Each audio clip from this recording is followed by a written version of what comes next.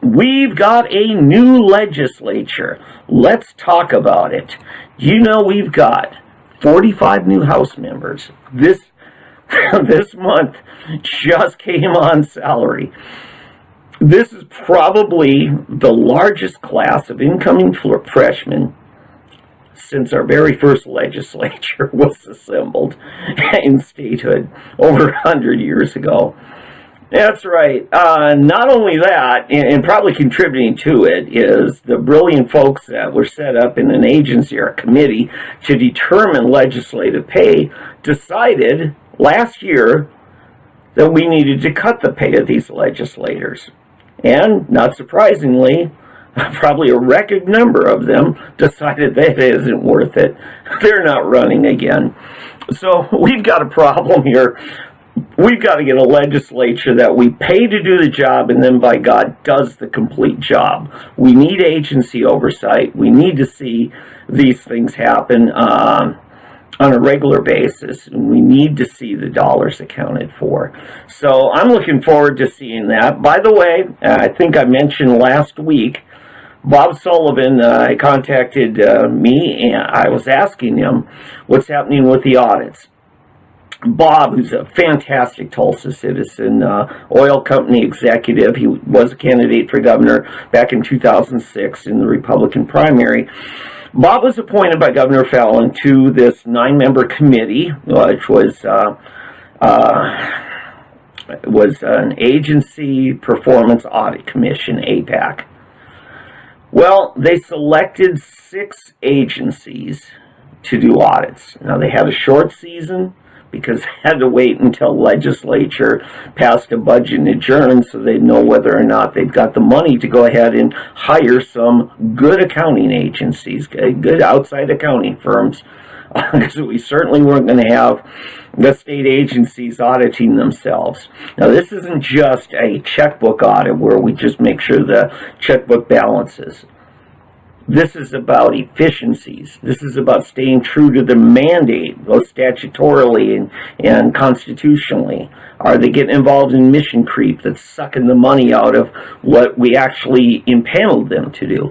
So, Bob said that these audits are going to be given to the legislature early in January. He did say they're going to be made public at that same time.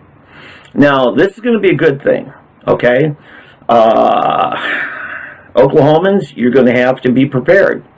These audits may say, my God, there's no way they can do what they're supposed to do on what little bit we give them. I know some agencies like that. And then maybe saying, my God, the money they waste, absolutely waste.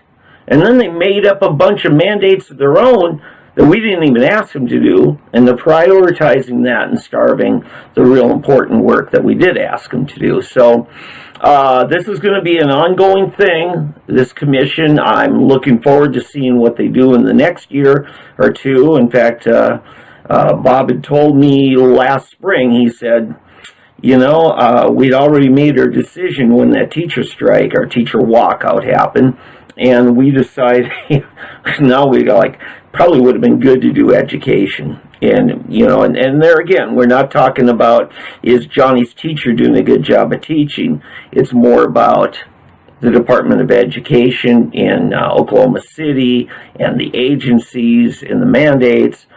Have you ever looked at 1889 Institute did a research study, a paper last year, about a year ago, on all of the mandates and regulations that a public school district has to meet? I was blown away. Pages and pages and pages, broken down by, here's what your school lunch program has to do. Here's what your your classrooms have to be like. Here's what your instruction, everything. Here's how your busing program has to work. And there's just pages and pages of regulations. And looking at it, like, no wonder There's so much money on it. Our government is not the solution. Our government is the problem. And we have got to find a way to more efficiently educate our next generation and do it within our means. And I'm sure we can do better than this. So, anyway, getting back to this, 45 new House members, 36 Republicans, 9 Democrats. That means almost half the Democrats were are new members. And I would say, yeah, right at half, or just about half, of the Republicans are new members. Now, we have 2 Democrats, or former Democrats, now in the House Republican caucus. We have Ken Luttrell, who years ago served in the legislature as a Democrat. This time he ran northern Oklahoma as a Republican, and he won. Also, we have a fellow that I don't believe faced a challenge last year, and Johnny Tadlock was given another term. Well, Johnny decided that he'd probably better off in the Republican Party. And I'll tell you the reason for that. The rural Democrat Party basically doesn't exist. There's only 2, I think, maybe 3 legislators in Oklahoma who are Democrats. I'm sorry, 3 House members who are Democrats who are not from the 2 large metropolitan areas. Ben Loring barely hung on to win up in the Miami area. And then David Perryman from Chickasha, he won re-election. Other than that, Donnie Condit, fine man from McAllister. I know Donnie. Donnie is trusted by the Republicans.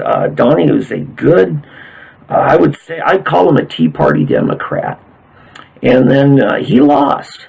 He lost. And the last time he ran, he barely won. So, and then, of all people, the House Democrat caucus, our Democrat leader, Steve Copeland, he lost. He's from Okemah, about I'd say the east side of Okmulgee County, and coming all the way up almost to Sapulpa.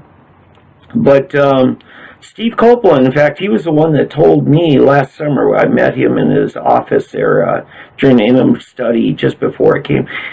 And I mentioned, I said, yeah, I'm Republican. I would call myself Tea Party Republican. And Steve said to me, he said, Dave, when Tea Party movement really took off in 2009, 2010, he said, there's very much a Democrat movement as well as a Republican here in Oklahoma. And I looked at him, I said, tell me more.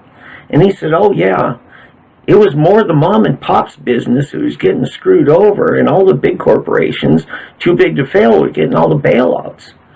And I just said, Steve, you're the first person in this building I've ever heard get that right.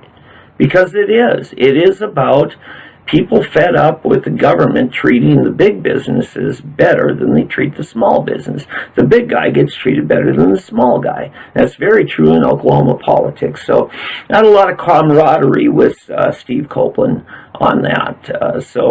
But the problem is, Steve's gone, Donnie's gone. Johnny Tadlock decided to leave the party and join the Republican caucus. So that's a couple of things that are going on at the House.